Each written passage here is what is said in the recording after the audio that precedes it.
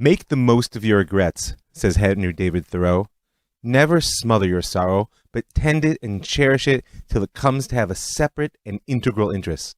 To regret deeply is to live afresh. Well, I definitely have my regrets, personal and national, because I'm Rav Mike Foyer, and this is the Jewish story. Interlude, the 9th of Av. Well, the great and terrible day of the Lord is on its way, and I don't know about you, but if you're anything like me, I always feel like the 9th of Av approaches just a little bit like a crater in the distance. You feel yourself drawing inevitably toward the drop. I don't really have a neat and tidy thought for you today. What I have is some questions, some thoughts, and a real urge, more than anything else, to start pushing this process a little bit further along in history. So I'm just going to go there and we'll see where it takes us. First of all, I want to start with a very simple question. What does Geula look like? What is this redemption toward which we're striving? And the reason it's relevant for the 9th of Av, if you're not familiar, is that we have a deep tradition from our sages that it's specifically on the 9th of Av that the Messiah is born. That somehow this day, which right now marks the height, or depth rather, of our national mourning, will one day be specifically transformed into the heights of our joy. But the problem is, how are we supposed to build a better world without its blueprint? How are we supposed to bring redemption if we don't know what it looks like? And please, don't tell me that somewhere out there humanity already knows. It's in religion, it's in reason, it's in science, it's in politics. First of all, I'm enough of a product of the postmodern age to reject out of hand many of the facile notions of redemption that are being sort of sold around on the market and are really just a power discourse. Anybody who tells you that we already know what the Messiah will be, and as soon as everybody agrees with me, then everything will be okay, is really telling you that once everyone sees the way of the world they do, everything will be all right. Should move slowly backwards away from a person like that, because not only is that, consciously or not, a power play, but I'd like to believe that the world of which we dream is bigger than the one we know. So that's one thing. So now you might then respond to me, but hey, we're the Jews, right? We have the Torah. That's different. And I'll tell you, 100% true. But then I'll ask, have you ever met any Jews? Because if there's one conclusion I can draw from the Jewish story up to this point, and it's incredible for me to think that we've gone from the book of Daniel all the way through the 1950s, is that we don't agree on what the Torah is, what it says, or what it's asking of us. And you know what? It seems to me that despite all the pain and grief and conflict that has caused, it's ultimately not only a good thing, it's indicative of what the thing itself is. Because our task is indeed to redeem the world, to build it anew without a blueprint that is handed with us on any paper that we could possibly read. Because any plan for redemption that we could grasp would be a plan perforce bounded by our consciousness and understanding. And like I said, my dreams for Geula are much, much bigger than that. And we've spoken in many places about the power of machloket, the constructive conflict that lies at the heart of rabbinic epistemology, the way in which the rabbis knew the world in general, and certainly in the way in which they knew the Torah and how they learned it. And it's not just within the Torah. Like I said, it's a lens for the world as we know it. Machloket, in many ways, is a driving force for creation, and perhaps even its purpose. After all, the one question that doesn't get answered at the beginning of the book of Genesis is, why does God make the world? We get a bit of the how, scientists might scoff, but nevertheless, and we do get a bit of the key message, which is that God made the world. That's kind of the underlying important, but we do get a hint at the why. Follow this logic, and forgive me if you've heard it from me before. God makes humanity in God's own image, B'Tselem Elohim, one of the most profound and important assertions that lies at the base of the Torah. But then God promptly notes, Lo tov hiot adam livodo. It's not good for man to be alone. And I think that is the most autobiographical statement in the entire Torah. I mean, follow the logic of it. God creates humanity in God's image. It's not good for humanity to be alone. Ergo, it's not good for God to be alone. Ergo, God needs a companion. And notice the solution for Adam is Ezer Kenegdo. Right? When God creates Eve to stand against Adam, not just stand against, Ezer Kenegdo is one who helps by standing against. From this, we see what true machloket is one who helps another by standing against them. It may be hard to understand what that means, but anybody who's been in a long-term committed relationship knows what that means, because there's a place in which the people who matter to us are the ones who are able to say, look, I know you say you want to do that, but I know you better than that. You really don't. Look, I know you say that this is important to you, and I believe that, but I know you better than that. There's something more important. On a certain level, it comes down to the fact that you can actually never see your own face. You can see a reflection of it, but you can't see the thing itself. Only others can see our face for us. On some level, we need someone to stand against us and help us. And on some level, that's the role that humanity plays with God. Our sages teach that the second temple was destroyed by this very energy. I love asking groups of people, why was the second temple destroyed? Almost invariably, it really depends on the depth of their Jewish education, but the most common answer is sinat chinam, causeless hatred. Although, as I've said many times, and I'll put the offer out again, if you want a source sheet that'll give you many more reasons in the minds of our sages about why the temple was destroyed, I'm happy to send it to you. But the key is this is an educational success. It's clear that in the rabbinic mind and in the culture that we've carried down from their times, that the problem of sinat chinam, of causeless hatred, which indeed made the temple burn, was the key issue at the end of the Second Temple period. And what's sinat chinam, what's causeless hatred, if not the corrupt form of machloket, of constructive conflict? Right? Because sinat chinam is the need to be right, rather than to reach the truth by standing against one another. Right? It's the inhumane power of abstract principle, absolute in its nature, over organic life, which is always somewhat contingent. It's the sectarians' all-consuming passion for bringing redemption, but only their way. The ideologues' eager slaughter of endless humans in the name of humanity. We know this from history. It's even, by the way, the rationalists' deep need to deny anything that they can't understand. So because of that power of sinat chinam, of machloket gone off the rails, of the need to claim that the peace of the world as I perceive it is actually its whole, we were given a great gift with the destruction of the Second Temple. It was the gift of exile. It was a gift of disembodiment, because our embodied national life was just a little bit too narrow to hold the wholeness of how we saw the world. And so therefore there was this almost endless struggle for somebody to grasp the wheel and steer the nation in the right direction. It was only through the gift of exile that we could make the tikkun, the true fixing, and transform this causeless hatred, this need to be all right, which tore apart our second commonwealth, to transform sinat chinam into machloket l'shem shamayim, a deep, constructive argument for the sake of heaven. And it's something which is worth understanding on Tisha B'Av, because, of course, the world is riven by arguments, maybe now more than ever, although I'm not so sure that's not just the way it looks in the media. But there are basically three principles that allow us to transform this sort of hatred we feel for others just because they're not like us, just because they disagree, into machloket l'shem shamayim, into that ezer kenegdo relationship, the helping another by standing against them. Remember, I'm not looking for homogeneous thought here. So three principles. Number one, it starts with my absolute belief that I'm obligated to reach the truth I'm capable of. And that when I do, that truth is real and essential and must be brought into the world because it's who I am, not just what I believe. And furthermore, it's so true that I will live, die, and even kill if necessary for it. That's number one. Number two is my absolute belief that the truth in reality is larger than I will ever grasp on my own. And therefore, those around me have the same obligation as I do to find the truth through themselves, regardless of how I view the truth that they conceive. That's just simply something everyone needs to do. It doesn't mean I need to agree with them. Remember, we're talking about machloket. Number three, it's last but certainly not least, there is only one. Only one creation, only one God, only one reality. And this is the posture that underlies the idea of one who helps by standing against.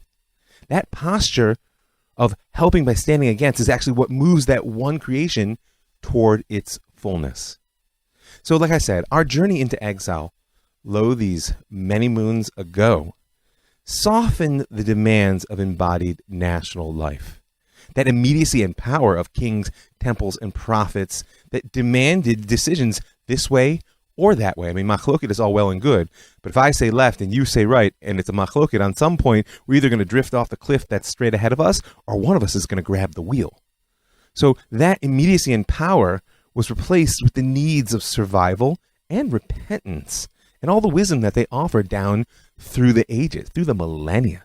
And instead of the sectarian wars that caused Jerusalem to burn from within before the Romans ever breached her walls, now we have Milchamta de Torah, that passionate battle that happens every day. And I can take you to rooms filled with people who are passionate to know and embody God's will in every daily practice. Just remember that the rabbinic project is based on the notion that God cares about everything, and that we as humanity can know what God thinks about every particular thing, even if we don't agree on what God says. So, by the way, I mean, exile hasn't been perfect. Let's get that clear. If you've been listening to the Jewish story for any length of time, you know we've had our internecine struggles out here as well. But the rabbinic mind showed a remarkable ability over the last 2,000 years, not just to survive, but to thrive and actually to push this divine project forward. Remember, the whole goal is to bring creation to fullness. One creation. That's all we get. Now, here we are, home again. I'll be marking Tisha B'Av for the 17th time in the land of Israel. Well, home, or at least with one foot through the door. And what worries me, perhaps more than anything else, is, lo and behold, sinat chinam, that causeless hatred that we thought we'd fixed and transformed into constructive conflict, into that posture of standing against in order to help. No, that sinat chinam is as fresh in our hearts as it was 2,000 years ago. So I don't know what Geula looks like, but I know it starts on Tisha B'Av, and I'm committed to imagining my part and to listening to yours, whether I agree with you or not. I may help you through support, or I may help you through opposition, and I expect the same from you. But my pledge today is that I will never let the hatred of one creation into my heart. So in my experience, the greatest wisdom, personal, national, you name it, the greatest wisdom that the Torah really can offer us is how to transform our suffering into a source of positive identity. And this is a critical human need because life is suffering, Your Highness. Ever since leaving Egypt, Am Yisrael has been struggling with how we as a people, and ultimately therefore each of us as individuals, we can't just digest what life serves us. We have to actually transform it into the fuel that helps make us who we want to be. And that may sound sort of very grandiose, but the truth is, most people are at least vaguely familiar with the transformative potential of personal adversity. Think of the wounded veteran who loses limbs and goes on to climb Kilimanjaro, or the single mother who becomes a world-famous author, or dozens of other stories that I'm sure we could all evoke. Or think about a people that overcomes slavery, exile, and even the Holocaust, and goes on to be a vehicle for redemption. Let it be soon, let it be now. So I want to think together for just a couple of minutes about how do we actually do this? Because in my eyes, the 9th of Av is actually the keystone in our calendar for this process. It's been placed there by our sages to help us digest the suffering of our past in order to transform it into an energized future. And we really know that in its origins, because of course the 9th of Av has its origins in the rejection of the land. You know, back in the earlier part of the book of Bamidbar, when Moshe sent the spies, and they came back and said, yeah, it's a good green land, but we can't go there. We're too afraid. On a simple level, they weren't the people that they needed to be in order to cross the Jordan. And so the failure and the weeping for generations, as we say, which was rooted in that rejection, it was a sin, it was a failure. Nevertheless, the process which evolved from it made the people who were capable of living in the land. That very breakdown led to the resolution which was desired. So basically, in my eyes, Tisha B'Av is all about turning Ava l'simcha, transforming mourning into joy. And I think that that energy is the origin of the Midrashim that I referenced earlier that speak about the Messiah being born on this very day. It's why we call Tisha B'Av a moed, a sacred time of meeting with God, and why in the future we will celebrate this day as a day of redemption. And I'm not the passive waiting type. I don't know if we've met, and certainly not when it comes to the redemptive process. So let's just try to figure this out together. First of all, I have to admit that when I look at our historical situation in the current moment, despite my tremendous pride in the Jewish people and my all in the grace of God of having gotten us to where we are. I mean, I've been traveling around the country for the last few days. I've been on the beautiful Mediterranean beaches. I've been in the mountains of the Golan. I've been in the holy city of Sfat, and it's just incredible. It's incredible what's going on here. Nevertheless, I have to admit that I'm feeling like we're just a bit stuck in the mud. It's not actually stuck, spinning our wheels. We're wasting energy on things that we could be doing with half the time and energy and twice the productivity, and therefore we could put ourselves to better purpose, like redeeming the world. But I feel like what we haven't done really is digest the deep wisdom of exile. We haven't been able to transform our suffering into a source of positive identity. So I want to now offer a few thoughts on how you engage in this process that I like to call historical mastication, right? Chewing and digesting what life serves up before we choke on it. Now, on some level, the steps I've come up with are simple, but you probably know that sometimes the simplest things are the hardest to do. And anyone who's been in Avil, has been a mourner, or really anyone who's lost anything of significance, knows that healing process for loss begins with 2 steps. Now, I say 2 steps because they are actually 2 separate motions of the heart, but often they can be so intertwined that they happen together in complex ways. The first motion is accepting the new reality, whatever it is. You know, my Rebbe of Daniel Cohn used to say to us that the instinct we all have to cover our eyes in the face of a reality we don't want to see makes perfect sense. But it also means that we're stuck with the image of what we don't want as the last thing that we'll ever look at. The only way that you can begin to change a situation is by looking in the face of what it actually is and accepting it. It's only after that that we can talk about change, because otherwise you're not changing what is. You're changing some idea of what you think it ought to be. Biblically speaking, this is the moment, if you're familiar of it, of Vayidom Aharon. When Aaron's 2 sons, Nadav and Avihu, were burnt, more so to speak, almost a whole offering at the end of the dedication of the tabernacle, Aaron's silent acceptance of their death is a profound turning point in the Torah as a whole. This is not a fatalistic attitude about the unchanging nature of reality. It's an honest attitude toward what actually is. We simply have to look reality in the face. That's step 1 of transforming our mourning into joy. Quickly on the heels of that comes step 2, which is mourning itself. Now, many people associate mourning with death, which makes perfect sense, but in reality, the mourning process ought to play an important role in any event that has changed the course of your life. I see this all the time in my counseling practice, is that people don't give themselves the space to mourn loss, a relationship which ends, a job that fell apart, homes that you move out of. Any expected future needs to be given the space of the pain of saying, wow, yeah, you know what truth is? I really wanted that to happen. I did, and it hurts that it didn't. I'm going to look in the face the reality that it didn't, but I'm also going to let myself feel the pain. Because avelut is mourning lost possibility. The real tragedy of loss, I think, is not just in losing what we once had. It's also in the loss of what might have been. I can tell you, the pain of the absence of my father isn't so much for me wrapped up in all the good times we used to have and the fact that I can't see that together with him anymore. It's the fact that he never met my wife. He'll never meet my children. He wasn't at my wedding. Right? It's a loss. It's not just losing what we had.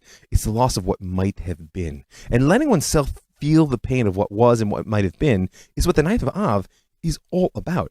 In fact, this entire time, this 3-week structure is oriented toward what we call reverse mourning. Usually, the mourning process begins with the intense experience of loss, and then we gradually move toward ever lighter, both personal, psycho-emotional states, and in the structure of Jewish law, practices. I'm not going to go through the details now, but I hope you've been working your way on some level through the stages of the 3 weeks, pushing aside some of the aspects of joy that we express in the cutting of the hair and maybe the music, and then into the 9 days with intensification of removing meat and wine from one's diet and all kinds of other things, and ultimately using all those experiential levers of our tradition to bring ourselves to tears on the 9th of Av itself. Bring ourselves to tears about something, about anything. That's my advice to you, by the way, this 9th of Av. Cry about something. Listen, the world is so broken. it doesn't lack. You can look at pictures of the Syrian civil war. You can gaze at what's happening on your borders. You can think about whatever it is. For me, usually it's the Holocaust or videos of bulldozers knocking down the houses of Gush Katif, to be honest with you. We have to practice. This doesn't come easy. We have to practice letting ourselves feel the depth of pain which loss evokes. This is the catharsis of classic Greek theater that the sages built into our calendar. Feeling pain and loss is something we shy away from instinctively. Therefore, a clean, healthy cry is something that needs to, on some level, for some people, be learned, especially if that loss happened 2,000 years ago. So a first step in transforming our mourning into joy is looking reality in the face. And the second, which comes together with it, is feeling the pain of loss. And I'm sure you can see how these two could actually be an iterative process. I look reality in the face, I feel the pain, but I didn't really look it fully in the face. Once that pain intensifies, I actually realize, let myself see how profound the loss is, and then that feeling of loss deepens, and you get to the bottom. And that's, by the way, when we begin to cry. So those are the first two steps. The next is Nahum. Nahum is a funny word. Next week, after Tisha B'Av, we'll read the famous lines at the beginning of the 40th chapter in Isaiah, Nachamu, Nachamu Ami, Yomar Elohechem, right? Comfort, comfort my people, says the Lord your God. Nahum means comfort there.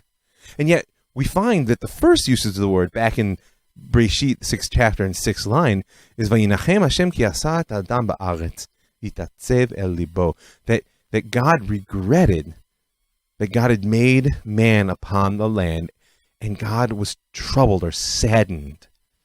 That's just a powerful image. You made God cry. There, Nahum means to regret. Now, how can one word mean comfort and regret? I know we've spoken about this a number of times before, but it's so important to internalize that dynamic. Because the answer is, the word doesn't mean comfort or regret. The word means to change one's perspective on what already was. Regret is easy to understand. I thought it was a good idea until I did it, and now I really regret that. I'm sure, not you, me, I can come up with a significant number of significant events in my life in which I could say that. Comfort is a little bit different, because comfort means that I have a real loss, and it's not going to change. I now have to change myself in relationship to that loss. Am I going to choose life?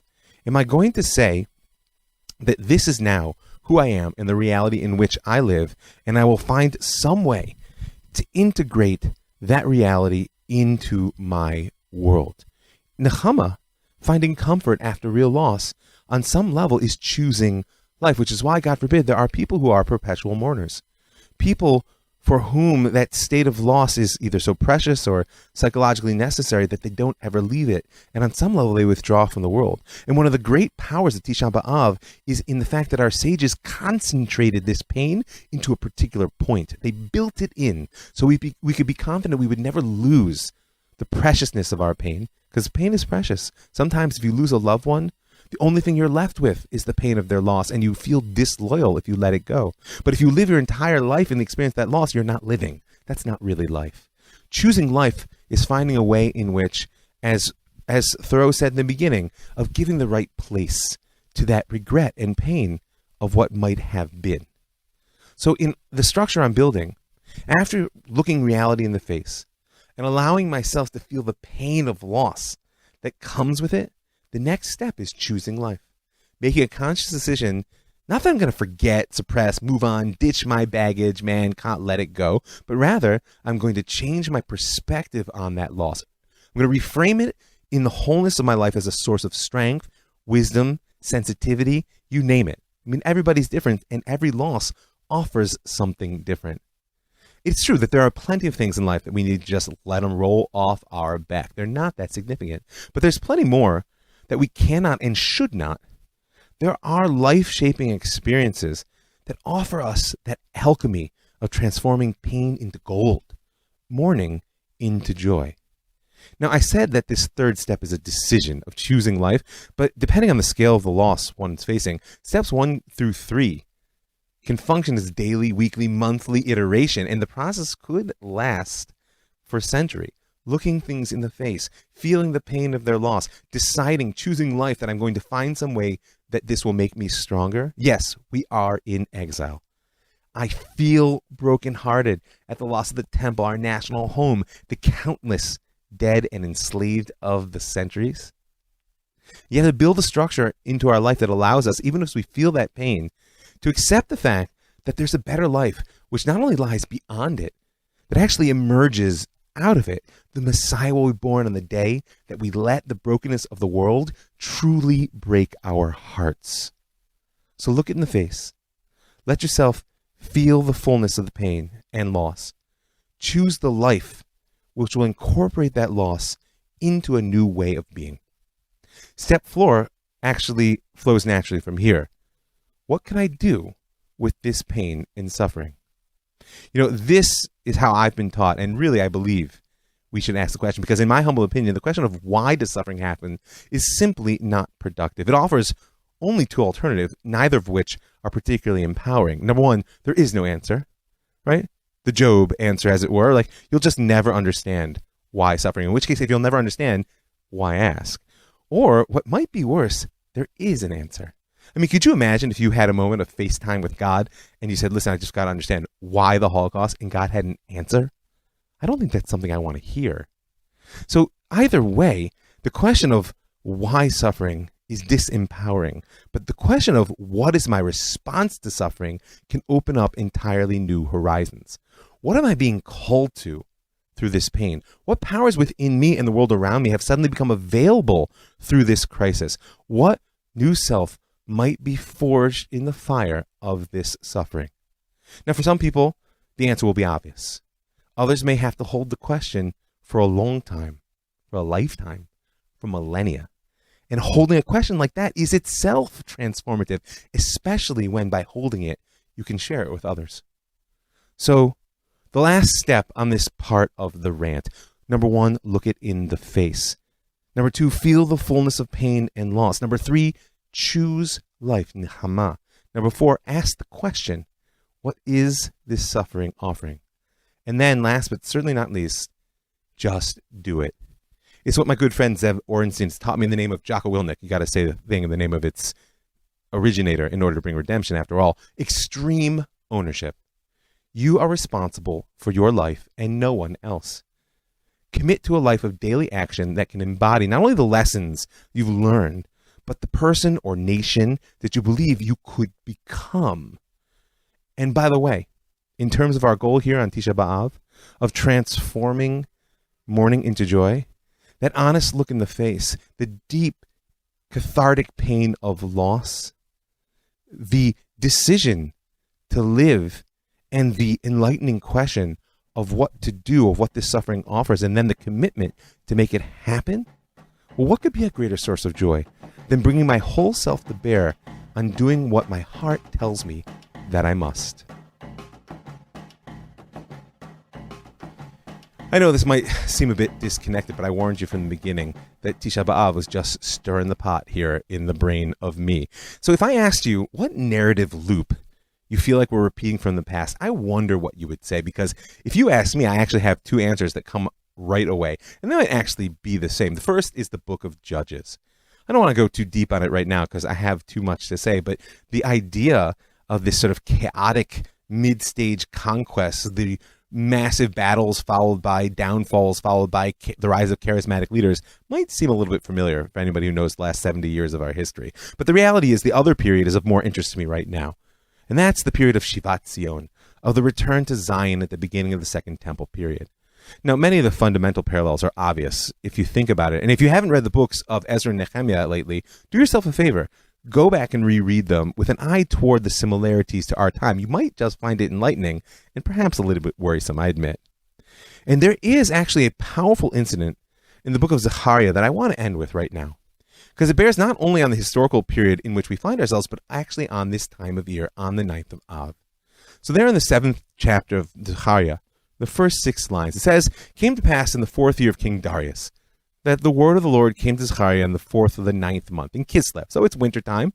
And Charez Regan Melech and his men sent to pray before the Lord and to ask the priests and the prophets, saying, "Shall I weep in the 5th month abstaining as I have done these many years. A little bit of context. The 5th month is, of course, Av. And what they're asking is, listen, we've been mourning for the destruction of the first temple now for almost 70 years. It might even be a bit longer. We had to pin this down, but 70 years or more, they've been fasting on the 9th of Av for the first temple. And why are they asking, should I weep in the 5th month? Because they're actually asking in the second temple of whether such a thing can be done. I mean, the temple has been rebuilt. It's a question that is quite resonant amongst a certain subset of Israelis today, those who fast, and yet, when I say the special prayers on Tisha B'Av about Zion laying in waste and her gates burnt to the ground and her children scattered in exile, it's a little hard to do in the bustling city of Jerusalem, or at least hard to do it from the heart. At the same time, it's certainly not the rebuilt city as we dreamt of it, so we're kind of in between, a very similar state. And so they ask the question. And the answer is, the word of the Lord of hosts came to me, now the prophet speaking, saying, say to all the peoples of the land and to the priests, saying, when you fasted and mourned in the 5th month and in the 7th month, even these 70 years, did you fast for me? And when you eat and when you drink, are you not the ones who eat and you the ones who drink? Meaning God threw the question back in their face. It's a very different ask. If the reason you've been fasting, says God, is that my presence has been pushed away from creation. Were you fasting because of what we call Tsar HaShechina, that God's intimate divine presence has been blocked from the communication it so deeply desires in the world, from the relationship for which I believe creation was brought into being? Is that why you've been fasting, says God? Or were you fasting because your homes were burnt, your children were taken, you were brought into exile and life was hard, and now that life is a significant chunk better, well then, it's all good, right? And notice at the end, and when you eat and drink, are you not the ones who eat and the ones who drink? Meaning, there's a way of life in which everything I do, the food I eat, the exercise I take, the books I learn, the words I speak are all avodat Hashem. They're all acts of divine service. And there's a ways in which I can compartmentalize and say, when I do commandments and when I pray, that's for God. But when I eat, pasta linguine on a Thursday night with my wife, that's about me. And what God's saying is, if you can compartmentalize the world into what you do for me and what you do for yourself, well then, you're still in a broken world. It's interesting, if you follow, by the way, the arc of the rest of the 7th chapter there's a demand for specifically righteousness and generosity. And then there's a description of what the failure and punishment that will follow.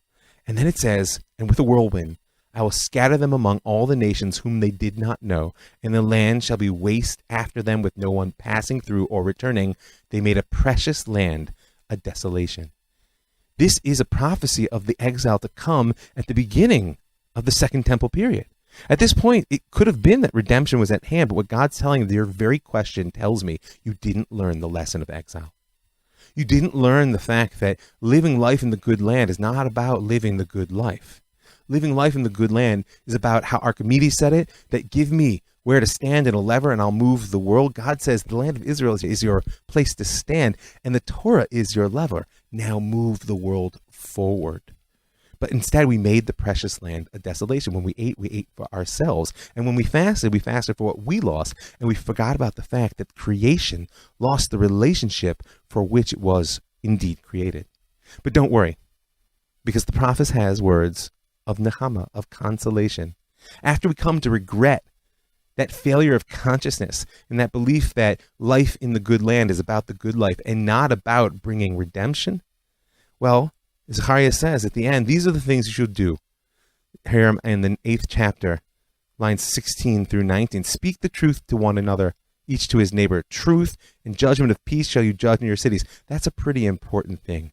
Look life in the face and say what's real. Let no one think evil of their neighbors in their heart. Get rid of the sinat chinam. Standing against someone in order to help them is what moves creation forward. Standing against them simply because you oppose them is what tears it apart. He says, nor shall you love a false oath, for all these are what I hate, says the Lord. And then the word of the Lord of hosts came to me, says Zechariah, saying, so said the Lord of hosts, the fast of the 4th month, the fast of the 5th month, the fast of the 7th month, the fast of the 10th month. If you don't know, that's the 17th of Tammuz, the 9th of Av. the 3rd of Tishrei, Fastom Gedalia, and the 10th of Tevet shall be for the house of Judah for joy and happiness, and for happy holidays, love, truth, and peace. And I want to end with this thought, because the prophet doesn't tell us in the Word of God that I will wipe out these fasts. You won't have to fast anymore. Notice that's what they wanted to know. Should we fast anymore? No. Tisha B'Av's not going away. We're not just going to let it go. We can't drop the baggage of our history and move on into an unconcerned future. What we're going to do is transform our mourning into joy. The fast of the 5th month is going to be for joy and happiness for the house of Judah. If we learn to transform our suffering into a source of positive identity, if we can take that passionate hatred which lies in so many hearts of sinat chinana that causes hatred and transform it into the power of machloket l'shem shamayim, of helping one another by standing in opposition, then we can truly transform the track of suffering and pain that we've seen for the last 2,000 years into a source of an identity that can be redemption. Let it be soon and let it be now. And I want to end really with this, because there's a beautiful opportunity that we're offered this year in our calendar. It happens every once in a while, because this year, the 9th of Av falls out on Shabbat. And we'll be fasting on the 10th, therefore, on the first day of the week. But that means on Shabbat, when it's actually the 9th of Av, when we all sit down to our Shabbos table. And if you don't normally sit down to a Shabbos table, do it this week. Sit with your friends. Have a glass of wine, something a little bit nicer. Feast and be joyful, because you'll be fulfilling the words of the prophet Zechariah, that in that moment, that you're able to take joy specifically because of the loss, not in spite of it. Able to take joy on that Shabbat, which is the 9th of Av. It'll be a little bit of a taste of the world to come. Let it be soon. Let it be now. So I just want to thank a few people. I want to thank all those folks who give their hard-earned money to help make this show possible, to keep it free and widely available. And I want to invite you to join them right now. You can go to my website, jewishstory.co, and in the upper right-hand corner, you'll see a button that says Be a Patron, and you can click on through there for a little bit of per podcast support. If that's too complex for you, you can send me an email or find me on Facebook at Rav Mike Feuer, and I'll tell you how you can dedicate a show in the honor of someone who's important in your life right now, or in the memory of someone who's no longer with you in the flesh. Happy to do it. Just let me know. I'd also like to thank the Land of Israel Network, that's thelandofisrael.com, for creating a platform that allows me to reach so many amazing people. I want to thank the Pardes Institute, pardes.org.il, for building an educational institution that gives me the privilege to teach so many amazing Jews. I want to thank you for listening. I'm Rav Mike Feuer.